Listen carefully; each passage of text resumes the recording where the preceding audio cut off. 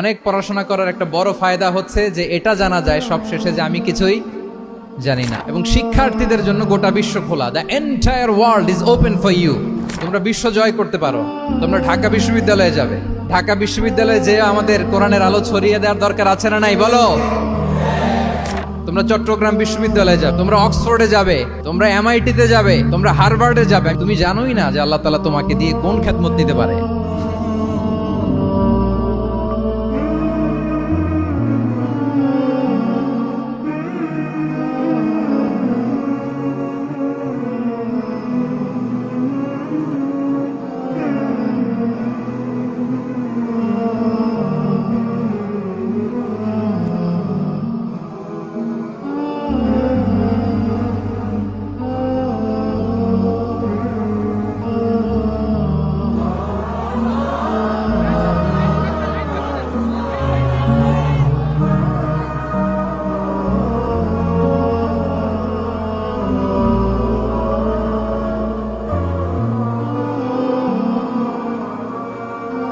আসসালামু আলাইকুম ওয়া রাহমাতুল্লাহি ওয়া বারাকাতুহু। নাহমাদুহু ওয়া নুসাল্লি আলা রাসূলিহিল কারীম। আম্মা বা'দু ফাআউযু বিল্লাহি মিনাশ শাইতানির রাজীম। বিসমিল্লাহির রাহমানির রাহিম। আফালা ইয়াতাদাব্বারুনাল কুরআন আম আলা কুলুবিন আকফালুহা। সাদাকাল্লাহুল আযীম। রাব্বি ইশরাহ লি সাদরি ওয়া ইয়াসসির লি আমরি ওয়াহলুল উকদাতাম মিন লিসানি ইয়াফকাহু কওলি। তানজিমুল উম্মাহ ফাউন্ডেশন কর্তৃক আয়োজিত 13তম হিফজুল কোরআন অ্যাওয়ার্ডের আজকের এই চমৎকার আয়োজনে, এই চমৎকার অনুষ্ঠানে আপনারা যারা উপস্থিত হয়েছেন আপনাদের সবাইকে জানাচ্ছি আন্তরিক শুভেচ্ছা এবং মোবারকবাদ। আহলান ওয়া সাহলান ওয়া মারহাবান বিকুম ফি হাযাল লিকা আত-তাইয়্যিব আল মুবারাক। আমি শুরুতেই আল্লাহ রাব্বুল ইজ্জা ওয়াল জালালের দরবারে শুকরিয়া জ্ঞাপন করছি, যিনি আমাদেরকে এরকম চমৎকার একটি বরকতময় প্রোগ্রামে একত্রিত করেছেন। আমরা সবাই পড়ছি কালিমাতু শুকর আলহামদুলিল্লাহ। আল্লাহ তাআলার দরবারে শুকরিয়া জ্ঞাপনের পাশাপাশি আমি আজকের প্রোগ্রামের যারা অর্গানাইজার, আয়োজক, তাদেরকে অন্তরের অন্তঃস্থল থেকে শুকরিয়া জানাতে চাই। এরকম চমৎকার প্রোগ্রামে আমাকে ইনভাইট করবার জন্য আমি অত্যন্ত সম্মানিত বোধ করছি। এরকম চমৎকার একটি কোরআনের প্রোগ্রামে অংশগ্রহণ করার সুযোগ পেয়ে আজকের প্রোগ্রামে উপস্থিত আছেন তানজিমুল উম্মাহ ফাউন্ডেশনের সম্মানিত পরিচালনা পর্ষদ, উপস্থিত আছেন তানজিমুল উম্মাহ ফাউন্ডেশনের সম্মানিত শিক্ষকবৃন্দ, শুভাকাঙ্ক্ষীবৃন্দ, অভিভাবক মণ্ডলী এবং হেফজ কমপ্লিট করা শিক্ষার্থী বন্ধুরা, সাংবাদিক বন্ধুরা, ভলান্টিয়ার্স, আমি সবাইকে আবারও অন্তরের অন্তঃস্থল থেকে শুভেচ্ছা জানিয়ে শুরু করছি। শুরুতে আমি আজকের প্রোগ্রামের যারা মধ্যমণি, যারা হুফাজুল কোরআন, যারা অ্যাওয়ার্ড রিসিভ করেছে তাদেরকে আমি অফিসিয়ালি কংগ্রেচুলেট করতে চাই, অভিনন্দন জানাতে চাই যে তোমরা অনেক বড় একটি অর্জন ইতিমধ্যে সম্পন্ন করেছো, আলহামদুলিল্লাহ। এটা একটা হিউজ মাইলস্টোন। এটা যে কত বড় একটা নেয়ামা বা সৌভাগ্য এটা কল্পনা করা যায় না। যে কোরআনকে বলা হয় এটা বিয়ন্ডলেস, বাউন্ডলেস, বটমলেস, মহাবিশ্বের মহাবিশ্বয় মহাগ্রন্থ আল কোরআন আল কারীমকে তোমরা তোমাদের সিনায় ধারণ করেছো। এটা অনেক বড় সৌভাগ্যের একটা ব্যাপার। আল্লাহ তাআলা ইরশাদ করছেন, ইন্না নাহনু নাযালনা যিকরা ওয়া ইন্না লাহু লাহাফিযুন।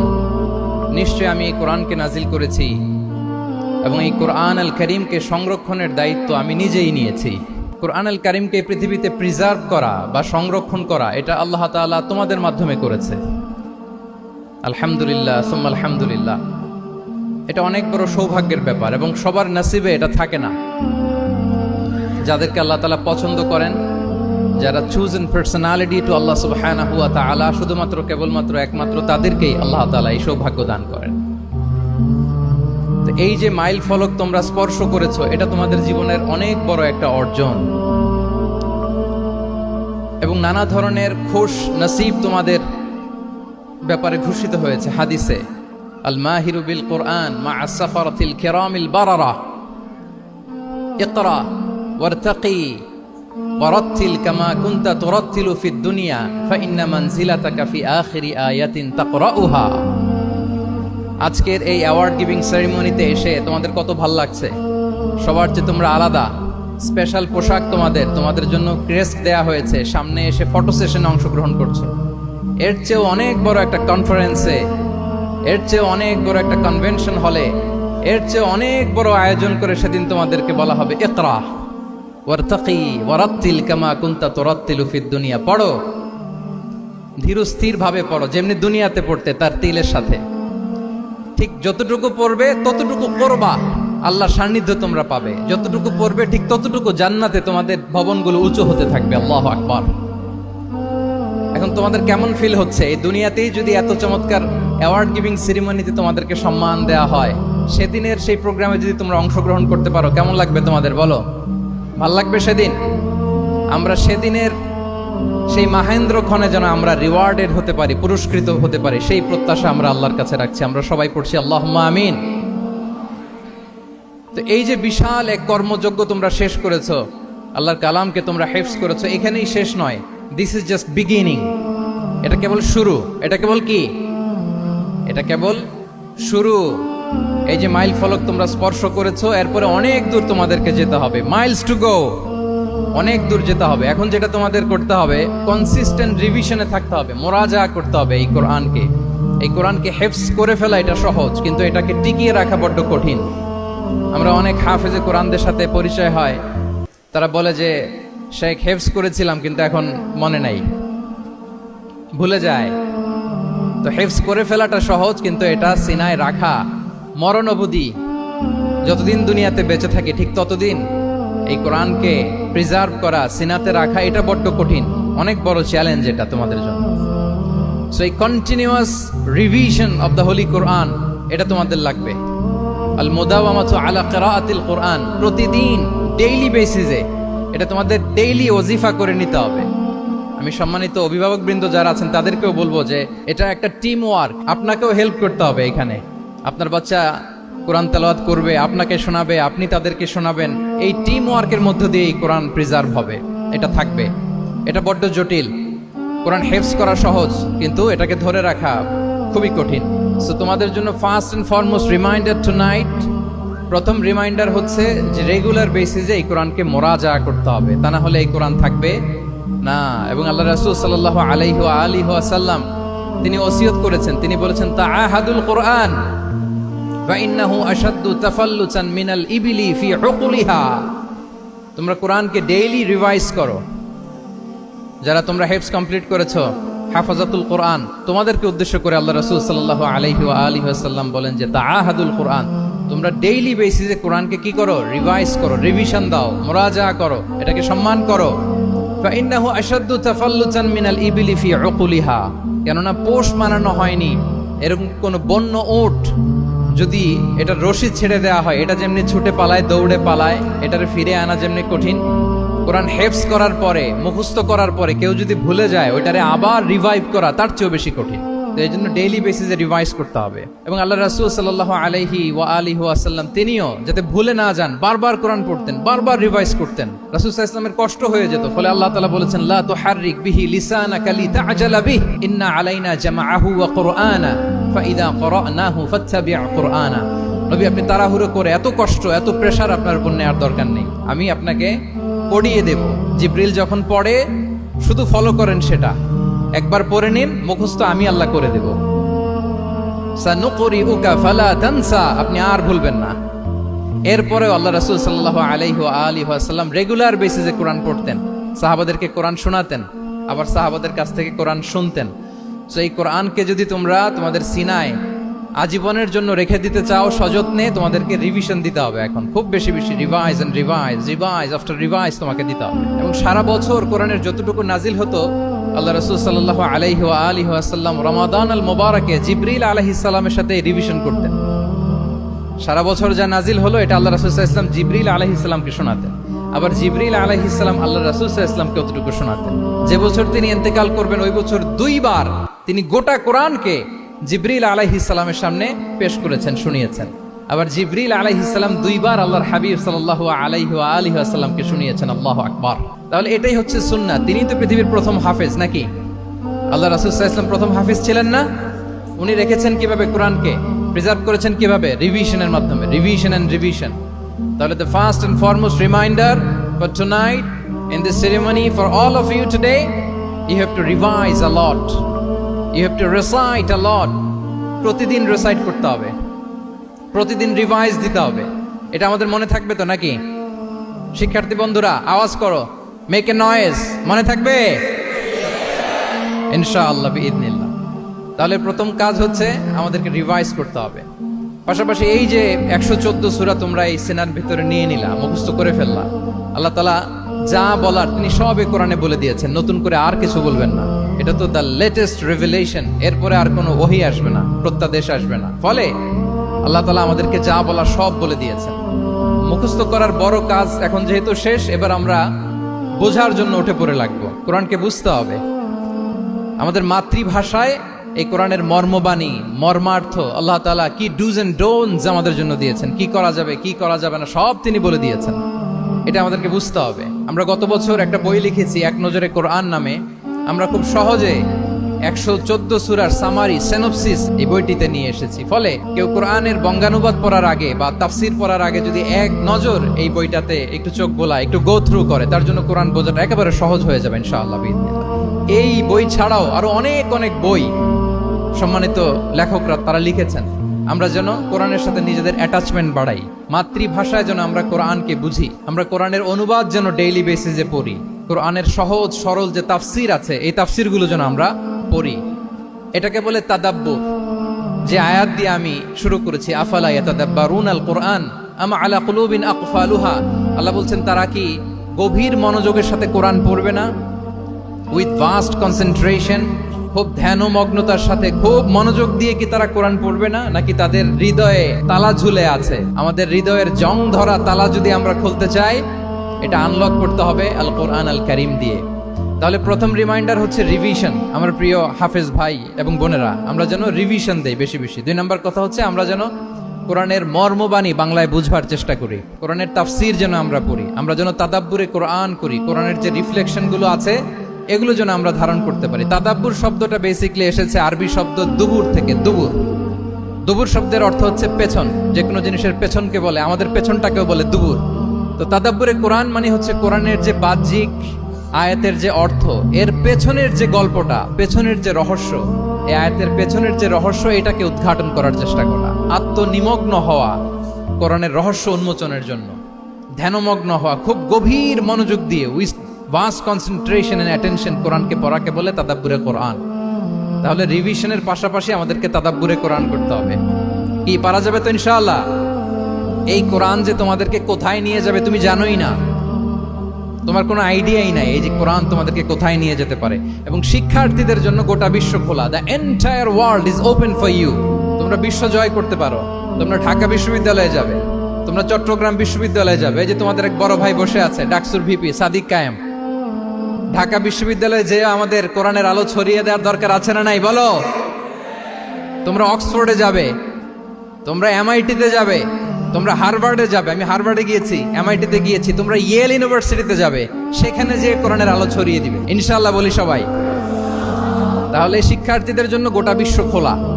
তুমি জানোই না যে আল্লাহ তাআলা তোমাকে কোথায় নেবে। খুত্তাতুল্লাহি আ'যামু মিন খুত্তাতিকুম, আল্লাহর প্ল্যান তোমার প্ল্যানের চাইতে অনেক অনেক বড়। তুমি জানোই না যে আল্লাহ তাআলা তোমাকে দিয়ে কোন খেদমত নিতে পারে।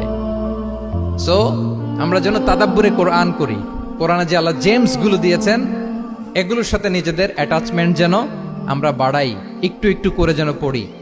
এবং সাহাবা রিদওয়ানুল্লাহি তাআলা আলাইহিম আজমাইন, ওনাদের হ্যাবিট এটাই ছিল। ওনারা তাড়াহুড়ো করে কোরআন পড়তেন না, একটু একটু করে পড়তেন। তোমাদের তো 2 বছর কিংবা 3 বছরে হেফজ শেষ হয়ে যাওয়ার কথা নাকি? তাদের কয় বছর লেগেছে হেফজ করতে? 3 বছর। আচ্ছা, তোমরা কি জানো ওমরে ফারুক রাদিয়াল্লাহু তাআলা আনহু উনি সূরা বাকারা হেফজ করতে সময় নিয়েছিলেন 12 বছর। ওনাদের অভ্যেস ছিল তারা তাদাব্বুরে কোরআন করে করে আগাতেন। 10 আয়াত পড়তেন, এটাকে মুখস্থ করতেন, এটার অর্থ বুঝতেন, এটার উপর আমল করতেন, এটাকে ধারণ করতেন, এটার উপর সাধনা করতেন, এটারে ডাইজেস্ট করা শেষ, এরপরে 10 আয়াত, আবার একই সিস্টেমে 10 আয়াত পরে এরপরে 10 আয়াত। এভাবে সূরা বাকারা শেষ করতে উনি সময় নিয়েছিলেন কয় বছর? 12 বছর। এবং যেদিন সূরা বাকারা কমপ্লিট করেছিলেন ওদিন উট জবাই করে সবাইকে খাইয়েছিলেন। সুবহানাল্লাহ ওয়া বিহামদিহি। ওনারা কোরআন জানাটাকে সেলিব্রেট করতেন। আল্লাহু আকবার। সো আমরা যেন তাদাব্বুরে কোরআন করি। তাহলে আমার রিমাইন্ডারগুলো খেয়াল রাখতে হবে। 1 নম্বরে কি বলেছি? Revision. Let's say all together. 1 নম্বরে কি ছিল? রিভিশন। 2 নম্বরে তাদাব্বুরে কোরআন। সবাই বলি 2 নম্বরে কি ছিল? তাদাব্বুরে কোরআন, বুঝে বুঝে কোরআনের মেসেজগুলোকে হৃদয়ঙ্গম করা, একটু একটু করে হৃদয়ঙ্গম করা, একবারে সব না। কারণ কোরআন নাজিলও হয়েছে একটু একটু করে। হাসাবা হাওয়াইজিল বাশার, মানুষের যত প্রয়োজন ছিল প্রয়োজনের প্রেক্ষাপটে চাহিদার আলোকে একটু একটু করে 23 বছরের লং পিরিয়ড অফ টাইমে কোরআন নাজিল হয়েছে। কোরআন কিন্তু তাওরাত, জাবুর, ইনজিলের মতো, তাওরাতের মতো, জাবুরের মতো কিন্তু কোরআন একবারে নাজিল হয়ে যায়নি। তাওরাত, জাবুর কিন্তু একবারে এট এ টাইমে নাজিল হয়েছে, কিন্তু কোরআন নাজিল হয়েছে কত বছরের সময় নিয়ে? 23 বছর, 23 ইয়ার্স। 23 বছরের লং পিরিয়ড অফ টাইম নিয়েছে। গারে হেরাতে প্রথমে শুরু, মক্কা থেকে প্রায় 10 কিলোমিটার উত্তর পূর্বে 634 মিটার উঁচু প্রথমে নাজিল হলো ইকরা বিসমি রাব্বিকাল্লাযী খালাক, read in the name of your lord who has created, পড়ো তোমার প্রভুর নামে যিনি শিখিয়েছেন। এই তো নাজিল হতে লাগলো, কখনো মক্কায়, কখনো মদিনায়, কখনো ঘরে, কখনো বাইরে, কখনো মরুভূমিতে, কখনো বাজারে, কখনো যুদ্ধের ময়দানে। রাসূল যেখানে, সাথে সাথে কোরআনও সেখানে, একটু একটু করে। আল্লাহ রাসূল সাল্লাল্লাহু আলাইহি ওয়া আলিহি ওয়াসাল্লাম উনি ওনার জীবনে, পরিবারে, সমাজে যখনই কোনো সংকটের মুখোমুখি হয়েছেন তখনই সমাধান হয়ে হাজির হয়েছে কোরআন। সুবহানাল্লাহ বিহামদিহি। যখনই সংকট তখনই কি? কোরআন। যখনই কোনো প্রবলেম ফেস করেছেন, কোরআন। কারণ কোরআন হচ্ছে দ্য প্রবলেম সলভিং মেথডোলজি। যখনই সমস্যা, সমাধান নিয়ে হাজির হয়েছে কোরআন। তাহলে আমরা যেন তাদাব্বুরে কোরআন করি। পৃথিবীর সবচাইতে ইন্টারেক্টিভ বুক এটা, একটু একটু করে নাজিল হয়েছে, খুবই জীবন ঘনিষ্ঠ। তোমরা যত পড়বে, যত রিসার্চ করবে, যত এক্সপ্লোর করবে, তত এই জ্ঞান, এই নলেজ, এই রহস্য তোমাদের কাছে ধরা দেবে। তাহলে 1 নম্বরে হচ্ছে রিভিশন, 2 নম্বরে হচ্ছে তাদাব্বুরে কোরআন, যেটা বলেছি যে এটা ইন্টারেক্টিভ বুক। যখনই রাসূল সাল্লাল্লাহু আলাইহি ওয়াসাল্লাম সমস্যার সম্মুখীন হয়েছেন তখনই কোরআন আলোকবর্তিকা হয়ে হাজির হয়েছে। এবং কোরআনকে আল্লাহ আলো বলেছেন অনেক জায়গায়, ওয়ানসালনা ইলাইকুম নূরাম মুবিনা, নূর বলেছেন আল্লাহ তাআলা, এটা আলোকবর্তিকা। কিতাবুন আনসালনাহু ইলাইকা লিতুখরিজান নাসা মিনাজ যুলুমাতি ইলান নূর, অন্ধকারাচ্ছন্ন মানুষগুলোকে আলোর পথে নেয়ার জন্য আল্লাহ তাআলা এই কিতাবকে পাঠিয়েছেন, ক্রাইটেরিয়ান করে পাঠিয়েছেন। এই কোরআনের সাথে যদি আমার প্রিয় শিক্ষার্থী বন্ধুরা তোমাদের অ্যাটাচমেন্ট গড়ে ওঠে, সারা জীবনের জন্য তুমি সেফ। It's a criterion. কোরআন পড়লে, কোরআন জানলে কোনটা সত্য কোনটা মিথ্যা কোরআনের লেন্স দিয়ে তুমি পরখ করতে পারবে। এটাকে আল্লাহ তাআলা বলেছেন আল ফুরকান, তাবারাকাল্লাযী নাযালাল ফুরকানা আলা আবদিহি লিয়াকুনা লিল আলামিনা নাযীরা। ফুরকান মানে the criterion, it differentiates between right and wrong. কোনটা সত্য কোনটা মিথ্যা, কোনটা ভালো কোনটা মন্দ, এটা কোরআনের লেন্স দিয়ে যদি তুমি পরখ করো, তোমার জন্য গোটা বিশ্বটা সহজ হয়ে যাবে। কোনটা সত্য তুমি সহজেই বুঝতে পারবে। তাহলে আমরা ডেইলি বেসিসে রিভিশন দিব, আমরা কোরআনের সাথে নিজেদের অ্যাটাচমেন্টকে বাড়াবো। রেগুলার বেসিসে আমরা তাদাব্বুরে কোরআন করব। কি করব? তো ইনশাআল্লাহ সবাই একসাথে আওয়াজ করে পড়ে ইনশাআল্লাহ। বিশাল এক কর্মযজ্ঞ তোমরা শেষ করেছো, এবার নতুন কর্মযজ্ঞের পথে তোমরা হাঁটবে। কোরআন তোমরা মেমোরাইজ করেছো এবং এখন জ্ঞানের অন্যান্য যে ব্রাঞ্চ আছে, শাখা প্রশাখা আছে, সেগুলোতে তোমরা বিচরণ করবে। জ্ঞানার্জনের একটা মূলনীতি তোমাদের সাথে আজকের এই প্রোগ্রামে শেয়ার করে আমি আমার সংক্ষিপ্ত আলোচনা শেষ করব। ইসলামিক জ্ঞান হোক কিংবা কনভেনশনাল জ্ঞান হোক, জ্ঞানার্জনের জন্য 3টা বিষয় অপরিহার্য, এটা আমাদের খেয়াল রাখতে হবে। 1 নম্বর হচ্ছে বিনয়, 2 নম্বর হচ্ছে সফর, 3 নম্বর হচ্ছে সবর। এবার আমি জিজ্ঞেস করি, তোমাদের মুখ থেকে আমি শুনতে চাই, বলো জ্ঞানার্জনের জন্য অপরিহার্য বিষয় কয়টা? 1 নম্বরে বিনয়, 2 নম্বরে সফর, 3 নম্বরে সবর। এই 3টাই লাগবে। বিনয়ী হইতে হবে, ডাউন টু আর্থ হইতে হবে। বিনয়ী না হলে, মুতাওয়াদি না হলে আল্লাহ তাআলা এলেমের নূর দিয়ে ওই ব্যক্তিকে ধন্য করেন না। বিনয়ী হইতে হবে। বলা যাবে না যে আমি সব শিখে ফেলছি, আমি সব জানি, আসলে কিছুই জানি না, আসলে কিছুই জানি না। অনেক পড়াশোনা করার একটা বড় সুবিধা হচ্ছে আমি যে কিছুই জানি না এটা জানা যায়।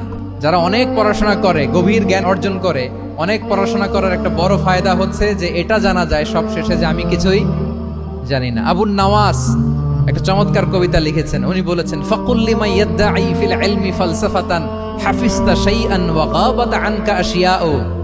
যে বলে যে আমি সব জানি, তুমি তার বৃদ্ধাঙ্গুলি দেখিয়ে বলো তুমি কিছুই জানো না, তুমি অল্প কিছু জেনেছো। মহাবিশ্বের অনেক রহস্য তোমার কাছে এখন অধরা, এখনো অধরা, অজানা। ওয়া ফাওকা কুল্লি যী ইলমিন আলিম, জ্ঞানীর উপরও জ্ঞানী আছে, জাননেওয়ালার উপরও জাননেওয়ালা আছে। তাহলে বিনয় যেন আমাদের পোশাক হয়, আমরা যেন বিনয়ী হই। আমরা যার কাছ থেকে নলেজ নিব, ইলম নিব, তার কাছে বিনয়ী হইতে হবে। যেই পাত্রে পানি ঢালবো এটা থাকবে নিচে, আর যেই গ্লাস থেকে ঢালা হবে ওইটা থাকে উপরে। মুসা আলাইহিস সালাম একবার বনি ইসরাইলের মাঝে আলোচনা করছিলেন। হঠাৎ এক লোক বলে যে, ইয়া নবী আল্লাহ, মান আ'লামু ফিল আরদ, বর্তমান পৃথিবীতে সবচেয়ে বড় জ্ঞানী কে? তো মুসা আলাইহিস সালাম বলে ফেললেন, আনা, আমি সবচেয়ে বড় জ্ঞানী। এটা ভুল বলেন নাই, কারণ যাকে আল্লাহ তাআলা ওহির জ্ঞানে ধন্য করেন তিনিই তো সবচেয়ে বড় জ্ঞানী। তো আল্লাহ তাআলা এই রেসপন্সটা, এই আনসারটা পছন্দ করেন না। আল্লাহ তাআলা চাচ্ছিলেন মুসা আলাইহিস সালাম যদি বলতো যে আল্লাহই ভালো জানে বা আল্লাহু আ'লাম, আল্লাহই সবচেয়ে জ্ঞানী, এটা আল্লাহ পছন্দ করতেন। তো উনি যখন বলে ফেলছেন আমি, আল্লাহ বলে, না মুসা, তুমি যে বলে ফেললে আমি সবচেয়ে বড় জ্ঞানী, তুমি তো সবচেয়ে বড় জ্ঞানী নও, তোমার চেয়ে বড় জ্ঞানী আছে। শুনে তো মুসা আলাইহিস সালাম অবাক, কি আমার চেয়ে বড় জ্ঞানী কোথায়? আল্লাহ বললেন, ইযহাব ইলা মাজমাইল বাহরাইন, দুই সাগরের মিলনস্থলে যাও, ওখানে আমার এক বান্দা আছে ইসমুহু খাদির। এই খাদির, যারে আমরা বাংলায় খিজির বলি আর কি, এই খিজির তোমার চেয়েও জ্ঞানী। আল্লাহু আকবার। আপনারা সূরা কাহফের তাফসীর পড়লে জানতে পারবেন। গেলেন, নৌকার মধ্যে বসা, হঠাৎ একটা চড়ুই পাখি এসে সাগরের পানি খাচ্ছে। অনেক, to make the long story short, বড় স্টোরিকে আমি ছোট করে বলছি। দুইজন নৌকায় বসা, একটা চড়ুই পাখি এসে সাগরের পানি খায়। তো খিজির আলাইহিস সালাম বললেন, মুসা, চড়ুই পাখিটা দেখতে পাচ্ছ? মুসা আলাইহিস সালাম বললেন, হ্যাঁ দেখতে পাচ্ছি। চড়ুই পাখি যে পানি খেলো এইমাত্র, এটা দেখেছো? হ্যাঁ দেখেছি। পানি খাওয়ার কারণে চড়ুই পাখির চঞ্চুতে, মানে ঠোঁটে যে একটু সাগরের ছিটে ফোটা পানি লেগেছে, দেখেছো? মুসা আলাইহিস সালাম বললেন, হ্যাঁ দেখেছি। তো খিজির আলাইহিস সালাম বললেন, এই যে সাগর থেকে, মহাসাগর থেকে পানি খাওয়ার কারণে চড়ুই পাখির ঠোঁটে সামান্য সাগরের ছিটে ফোটা পানি যতটুকু ঠোঁটে লেগে আছে, এটা হচ্ছে তোমার, আমার আর মহাবিশ্বে আমরা যারা আছি সবার জ্ঞান। আর এই পড়ে থাকা মহাসাগরের পানি হচ্ছে আল্লাহর জ্ঞান। চড়ুই পাখির ঠোঁটে লাগা পানি তোমার, আমার আর পৃথিবীর সবার, আমাদের যে জ্ঞান আল্লাহ দিয়েছেন এটা। আর মহাসাগরের পানিগুলো কার জ্ঞান? ওমা উতিতুম মিনাল ইলমি ইল্লা কালিলা। আল্লাহ বলেন, একেবারে একেবারে ভেরি লিটল, যত সামান্য জ্ঞান দিয়ে আমি তোমাদেরকে দুনিয়ায় পাঠিয়েছি। এজন্য আমি সব জানি, এটা আজকে থেকে আমরা আর বলবো। আমার শিক্ষার্থী বন্ধুরা নয়েজ করো, বলো আমরা বলবো আল্লাহু আ'লাম, আল্লাহ ভালো জানেন। সাহাবাদের এই বৈশিষ্ট্য ছিল, ওনারা বলতেন আল্লাহু ওয়া রাসূলুহু আ'লাম, আল্লাহ এবং আল্লাহর রাসূল ভালো জানেন। এবং আমাদের ক্লাসিক স্কলারদের এই বৈশিষ্ট্যটা ছিল, অনেক প্রশ্নের উত্তর ওনারা দিতেন না। আমাদের তো প্রশ্ন করলে আমরা হুটহাট উত্তর দিয়ে দিই। অন এন এভারেজে 10টা প্রশ্ন করলে ইমাম মালিক এর মধ্যে অধিকাংশ প্রশ্নের উত্তরে বলতেন আনা লা আ'লাম, আমি জানি না। আমি জানি না, এটা যখন আমরা বলতে শিখি তখনই বেসিক্যালি আমরা নলেজেবল হয়ে উঠি, জ্ঞানী হয়ে উঠি। তাহলে জ্ঞানার্জনের জন্য অপরিহার্য কয়টা বিষয় বলেছিলাম, মনে আছে না? ঘটনা শুনতে শুনতে কয়টা মোট? 1 নম্বরে বিনয়। আমরা বিনয়ী হব। আওয়াজ করে বলি, আমরা কি হব? আমরা বিনয়ী হব।